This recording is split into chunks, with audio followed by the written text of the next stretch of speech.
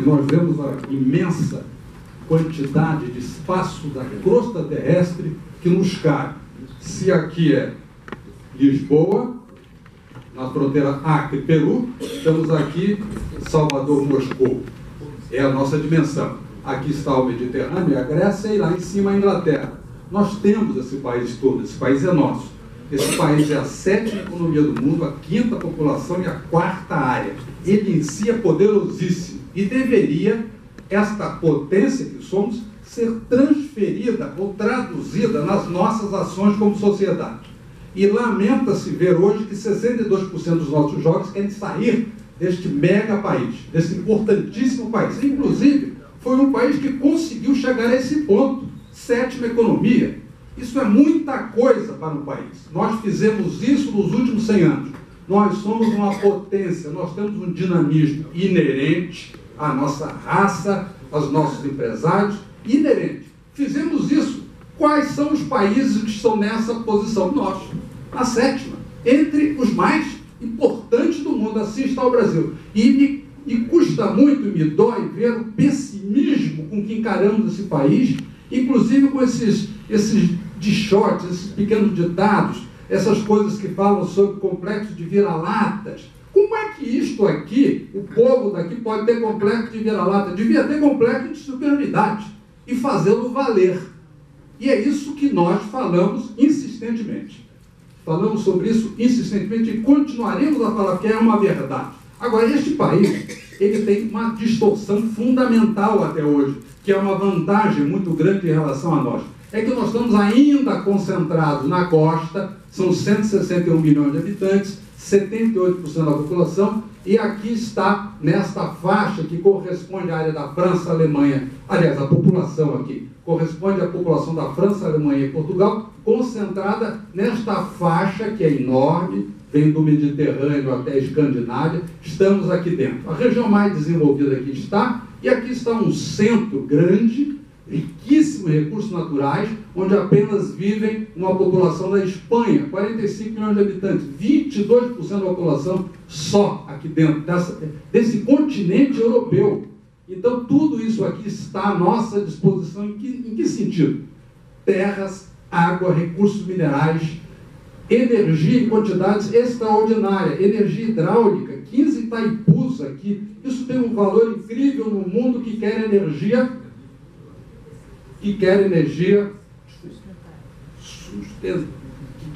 sustentável.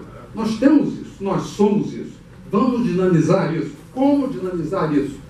Levar para o interior, para trabalhar os recursos naturais do interior, as pessoas, em cidades, gerando emprego e renda aqui nesse interior. Como fazer isso? Transporte de baixo custo, ferrovias e hidrovias onde possíveis. Isso é absolutamente fundamental, senão não vamos lá, não conseguimos desenvolver aqui no interior, sem transporte de custo baixo. E esta é uma grande oportunidade que temos hoje, porque isso está aqui para ser realizado. Ferrovias para desentravar em geral a economia, facilitar toda a atividade produtiva, transporte atraindo, portanto, investimento, população para aqui, usar a região mais desenvolvida, onde estão empresários, universidades, institutos de pesquisa, para dinamizar o processo todo. Temos isso aqui dentro.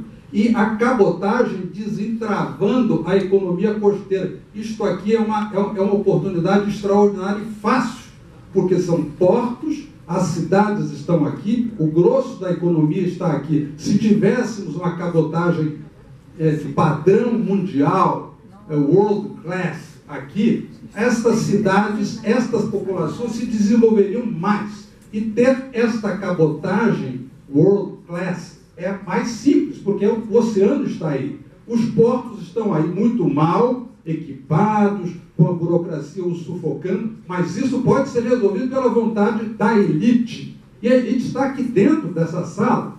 São os empresários do país, junto com os políticos que têm que nos representar e fazer aquilo que precisamos. E para isso temos que trazer a população do Brasil, essa população pobre, que está nas favelas, para nos ajudar nisso.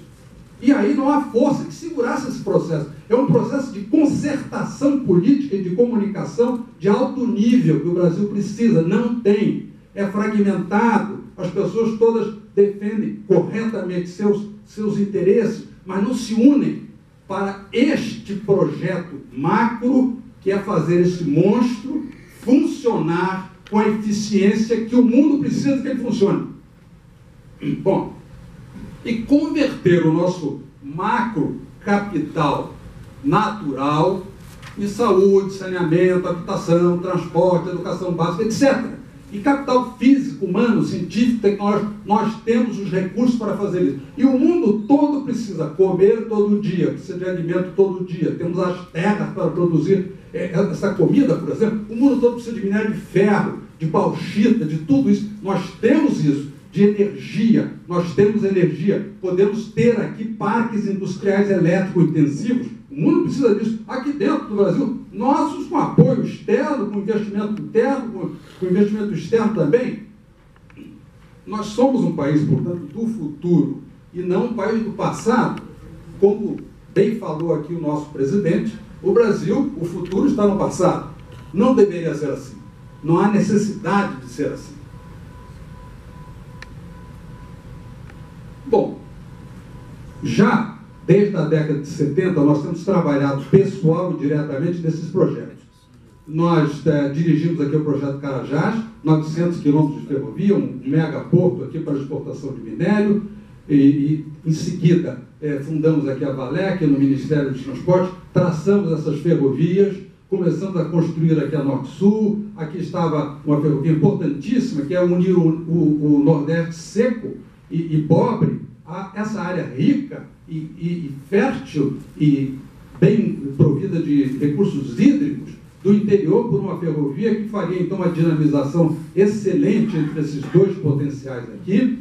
Essa ferrovia que nós traçamos e que chamamos de Ferro Norte, um pouco mais adiante nós projetamos a sua conexão através de um passo de baixa altura aqui no Peru, com um porto que projetamos aqui em Baiova. Isso aqui é, para o futuro, um corredor bioceânico, a Norte-Sul aqui, e neste processo de trabalhar essas ferrovias, mais adiante, através dessa outra organização, nós dinamizamos ferrovias já existentes aqui, num chamado corredor Centro-Leste, e a navegação está também no nosso projeto.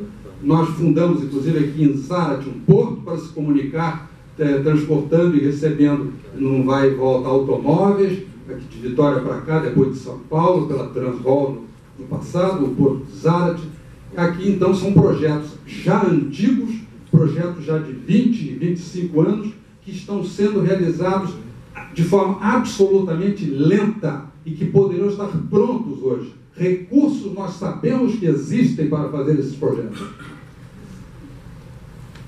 Ao unir as minas de Carajás, ferro, manganês, cobre, níquel, bauxita, com o mar por uma ferrovia de 900 quilômetros que nós construímos com o próprio dinheiro, os recursos naturais do minério de ferro. Ao construirmos este eixo e este megaporto de navios de 350 mil toneladas, que colocam este minério em qualquer ponto do mundo a custo competitivo, no instante que inauguramos essa ferrovia, aquelas reservas, recursos naturais do Brasil, temos outro estoque paralelo a esse, tão importante quanto esse, ainda a ser explorado, de outros recursos. Mas ao finalizarmos essa ferrovia, na mesma hora, o valor dessa massa mineral saltou aí de nada, para uns 40 bilhões de dólares. Isso aí é a potência nossa, brasileira. No instante que entramos com uma ferrovia para uma vasta região de Cerrado, como a Norte-Sul, nós criamos valores extraordinários. O preço das terras, a agricultura que lá vai, já é um valor extraordinário que paga perfeitamente essas ferrovias, esses investimentos, se inteligência macroeconômica, de inteligentes macroeconomistas, for colocada a serviço desta equação macroeconômica. Construo uma ferrovia, valorizo terras, como trago o valor dessas terras para financiar essa ferrovia. Fizemos isso com minério de ferro, podemos fazer com terras, com os recursos hídricos, com barragens hidroelétricas que são feitas no interior e que montam ali ou despertam uma enorme massa de energia. Isso financia, isso pode ser trazido para financiar a infraestrutura para chegar até lá. Isso tudo exige algum engenho macroeconômico, da teoria macroeconômica, mas é inteiramente possível, já foi feito. Aqui nessa área, ao sul de Carajás, nós começamos a norte-sul, colocamos logo aqui a Vale do Rio Doce, transportando grãos, criamos aqui, pronto, foi coisa rápida, um polo produtor aqui em Balsas, levamos para lá umas 19 empresas agrícolas do Brasil, compraram terras, investiram, isso aqui hoje produz mais de 1 milhão, bem mais, de toneladas de grãos, que são exportados pelo sistema e pelos portos. Rapidamente se criou esse sistema aqui, com base em ferrovia, recursos naturais valorizados ou viabilizados pelo transporte de baixo custo. Bom, os recursos naturais, então, eles têm entre nós essa virtude. Eles têm que ser usados pelo Brasil para financiar o seu desenvolvimento, para pagar pelo seu desenvolvimento. Essa é a finalidade precípua dos recursos naturais do Brasil. Eles podem ser privatizados. Ao serem privatizados, há que se fazer isso de forma cuidadosa para não desvirtuar esta sua função. Isso tem sido feito de uma maneira altamente descuidada no Brasil, esta política de recursos naturais.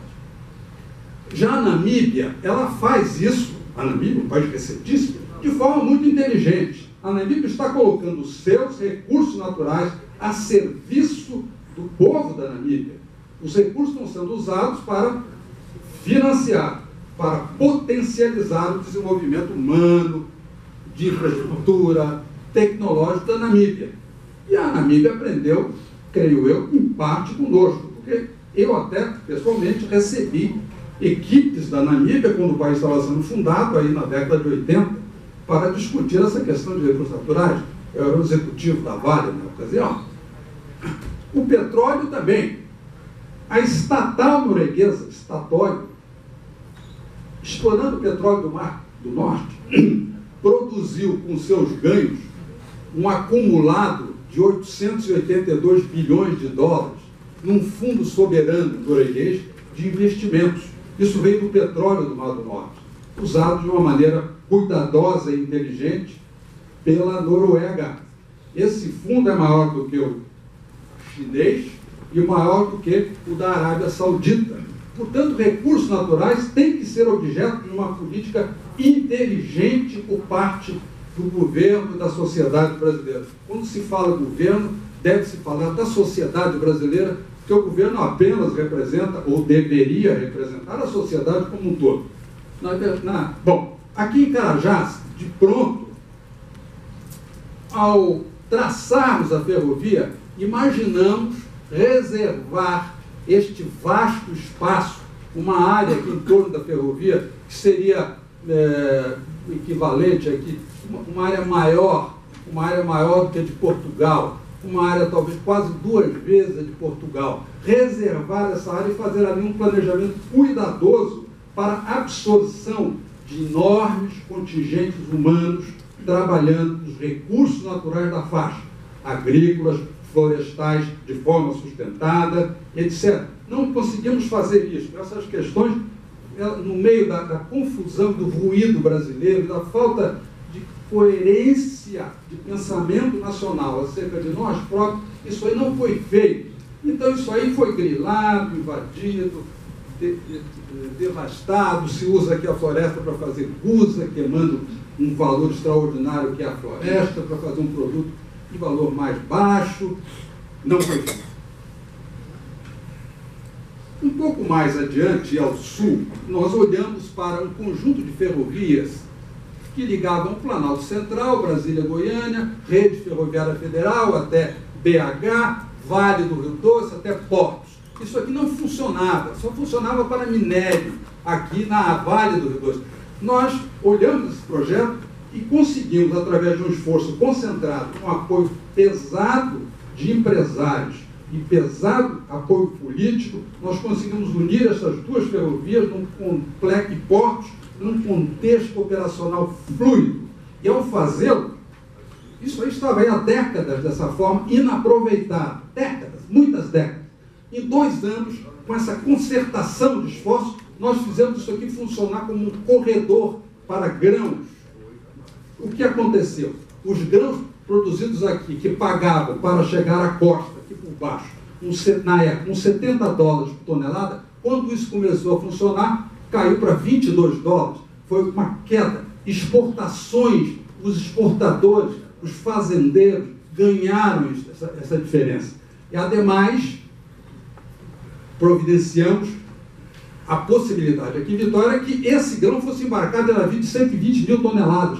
Isso dava à soja exportada por aqui um prêmio na época de $4 por tonelada, já que os grandes navios barateavam o frete e já que o porto que concebemos ali funcionava de forma moderníssima. Para fazer, vamos falar do porto em seguida, mas para conseguir movimentar esse projeto, nós primeiro constituímos uma base de poder empresarial, política fortíssima, que é uma reunião na CNI, na época, o Conselho de Governadores que apoiou o projeto e se manteve ativo o tempo todo, resolvendo uma porção de problemas burocráticos, taxas excessivas portuárias, burocracia entre empresa Vale e Rede. Eles atuaram, o vice-presidente da República nos prestigiava diretamente, o ministro das Relações Exteriores, Laffer ali, os governadores. Além disso, montamos mais uma frente parlamentar, dentre tantas, mas que funcionava, nós estávamos juntos àquela frente, suprapartidária ou intrapartidária, eu sei. E isso aqui conseguia resolver problemas. Aqui, repito, Confederação Nacional da Indústria, sede. Lá no Porto, lá em Vitória, nós, com empresários, investimento privado tão somente, aqui está uma barreira extraordinária de silos que foi construída para esse projeto. Aqui uma pera ferroviária, onde os trens chegam, descarregam em contínuo o grão e voltam para o interior, sem interrupção, custo baixo, operação limpíssima. Tudo isso estava lá de forma ociosa.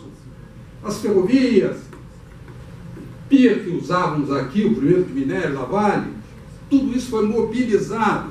Da mesma forma, abrimos na época, no mesmo contexto, a importação de veículos e outros produtos pelo Espírito Santo, e aqui surgiu um complexo de estações aduaneiras de interior extraordinário aqui em Vitória, nessa época, inclusive da Coimex, da família do Coser, um dos seus principais representantes.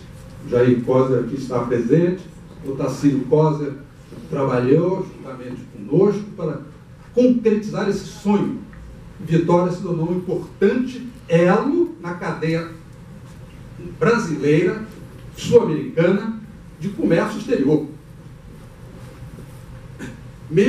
Aí constituímos uma chamada mesa de integração, onde sentavam empresários, sindicalistas portuários, todos os sindicatos da Orla estavam na mesa, com empresários, com o governo, e aqui estão importantes empresas brasileiras que trabalharam nesse projeto que até hoje lá está. Este corredor de transporte de grãos não existia. Quando entrou em funcionamento, rapidamente ele chegou a ultrapassar no ano Santos como exportador de grãos, depois se posicionou na sua posição correta, estava em terceiro no ranking dos corredores de exportação de grãos do Brasil e seguramente o mais eficiente de todos, em termos de custo, de velocidade de transporte, de volumes.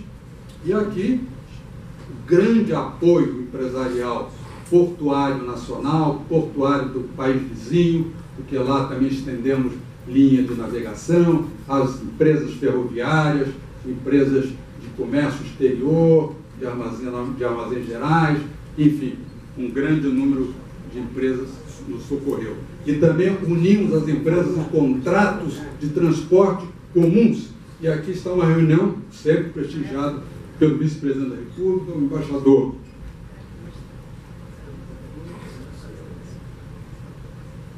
Botafogo Gonçalves, nessa reunião aqui no Palácio do Planalto, no anexo, onde lançamos esse chamado contrato de espinha dorsal. Aqui, o ministro da Agricultura, Roberto Rodrigues, Adson Paulvinelli, fazendo a expansão deste projeto de corredor para outros corredores no Brasil, tratando disso. Infelizmente está havendo um problema aqui, mas vamos tentar assim mesmo. Aqui está a matriz brasileira atual de transportes. Ela é 70% rodoviária, 11% ferroviária e uns 10% navegação. Dutos e hidrovias, uma fração aqui em torno aí de 9%. Essa é a nossa matriz. Ela é eminentemente rodoviária. Ela se mantém eminentemente rodoviária há muitas e muitas décadas, desde a década de 50. E nós imaginamos, e ela é mantida desta forma por forças de inércia e pressões legítimas de lobby empresarial ligado ao setor automotivo. Ela nos impõe, essa matriz, prejuízos extraordinários. Nós fizemos uma simulação. A simulação é a seguinte: transformá-la desta forma, de 70% caminhão, para algo aqui como 37% rodoviária, dobrar as ferrovias e triplicar a navegação. Dobrar ferrovias, triplicar a navegação e reduzir a participação rodoviária a 37%. Fizemos esse exercício. Fizemos uma modelagem, uma simulação matemática do efeito dessa transformação de matriz sobre a nossa economia. Essa matriz aqui é uma matriz mais ou menos equivalente a, digamos, americana ou canadense. Rodovias, navegação, no nosso caso, e ferrovias. Muita navegação, porque a nossa costa é muito longa. Basta uma navegação competente costeira no Brasil, que a economia brasileira já daria já receberia um impulso interno forte. E é fácil, o oceano está aí, é melhorar portos. Bom, ao simular, verificamos o seguinte: a simulação nos produziu o seguinte: as empresas ganhariam cerca de 20%, em 25 anos de simulação, 25 anos, as empresas ganhariam algo como o equivalente a 20% do PIB em economia de fretes em 25 anos. Ou seja, isso aqui é um impulso fortíssimo na área do investimento empresarial. Deixaria de se pagar fretes e se investiria algo como 20%. Ah, pois não. Deixei meu cartão. Ótimo. Parabéns. Muito obrigado. Energia. A matriz economizaria algo como 15% do PIB em valor de energia não consumida. Energia fóssil, diesel. Manutenção rodoviária, menos 3,3% do PIB. Acidentes, menos 0,8% do valor do PIB em 25 anos. 360 mil mortes evitadas. Impostos, o governo poderia arrecadar a mais uns 15% de PIB de impostos, e o PIB, o próprio PIB, cresceria outro PIB adicional. 95% do PIB, 95% do PIB de crescimento de PIB em 25 anos. Ou seja, os efeitos sobre a economia desta matriz seriam extraordinários e são absolutamente óbvios. É óbvio que se o Brasil dispusesse de uma matriz competente e reduzisse o nosso custo médio de transporte à metade, porque ele é mais ou menos o dobro do custo interno dos países de área semelhante, nossa economia deveria crescer muito mais. E a nossa simulação mostrou isso de uma maneira evidente.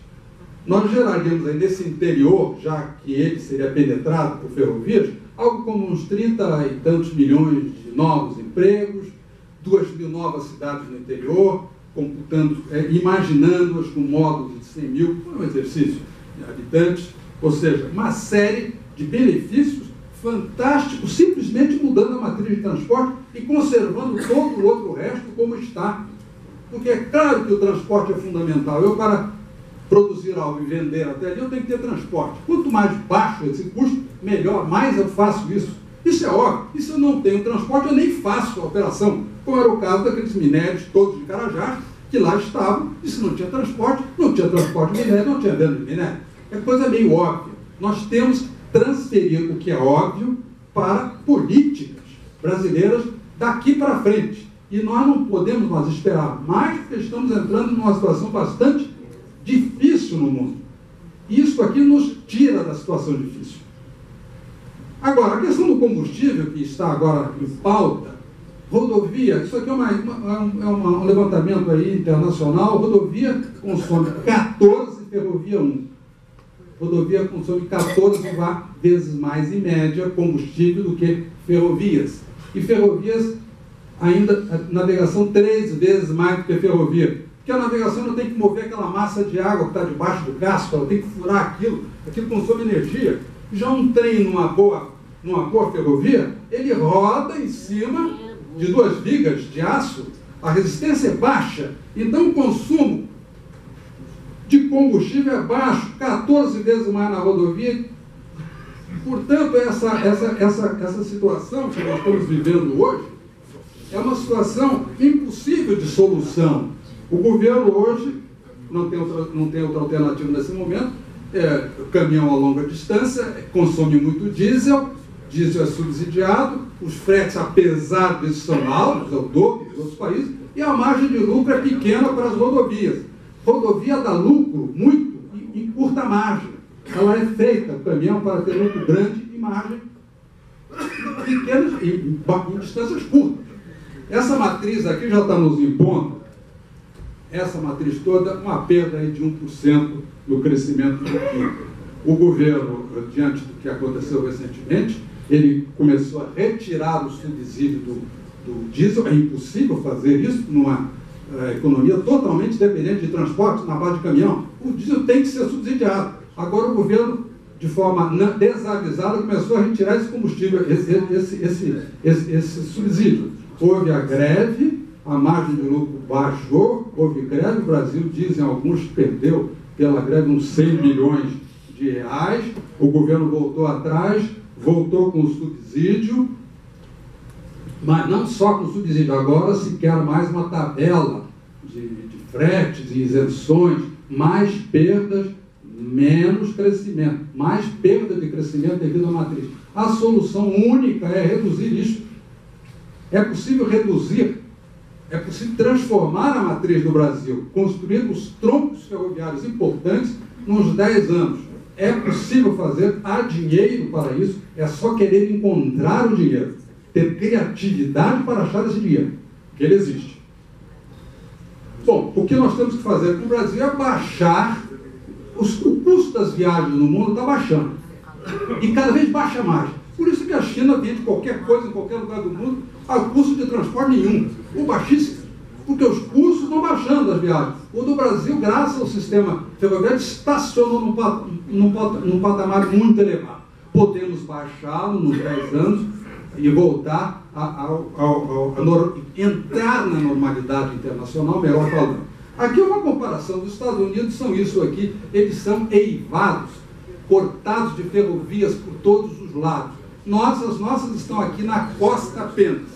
Os países estão usando essa área terrestre, que é mais ou menos semelhante à do Brasil.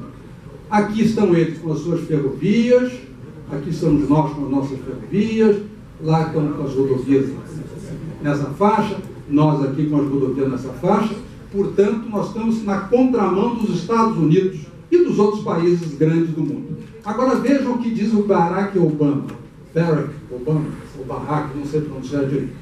Na economia global de hoje, diz ele, os empregos de primeira classe gravitam para a infraestrutura de primeira classe. Perfeito. Agora bem, a missão primordial do secretário de Transportes, deles, é assegurar que os Estados Unidos mantenham o mais seguro e eficiente sistema de transporte do mundo. O aumento de produtividade do transporte de cargas é força propulsora do crescimento do PIB dos Estados Unidos. Tudo é muito óbvio, nós sabemos disso. Agora vejam como procede. Sai um container aqui da Malásia, 16 dias aqui, em um dia passa por um trem, 2 dias chega a Chicago, em 30 segundos passa por um caminhão e em 1 dia chega a Cincinnati.